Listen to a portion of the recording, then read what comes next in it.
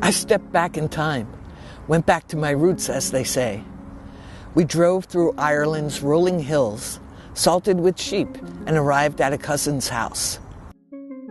I met my cousin, Paddy Joe, the barber, for the first time.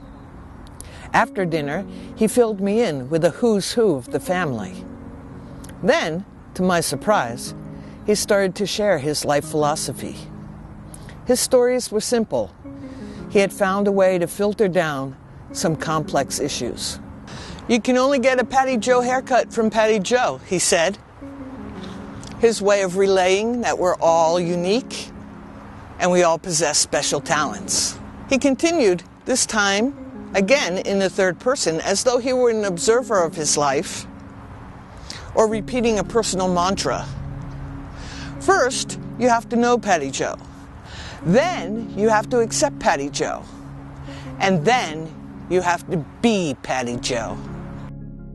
He had challenges in his life that took him on a journey of introspection, and it was clear to me that he held on tightly to his discoveries. Everything stems from love or fear, he said. Frustration, resentment, anger are all symptoms of fear. He chuckled when he said, "So there's smoke coming out of the vent on the second floor, and everybody focuses on the smoke coming out of the vent. When the fire's in the basement, you have to find the fire and pay no attention to the smoke."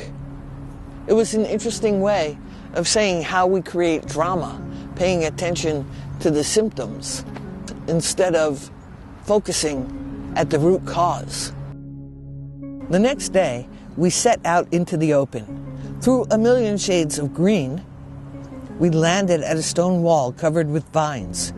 It was what remained of my grandfather's house. We ended our tour at the family dairy farm. I don't know if I'll ever get back to Ireland, but in that land of rainbows and pots of gold, of leprechauns and four-leaf clovers, I had discovered a treasure of my own. This emerald island was certainly magical for me.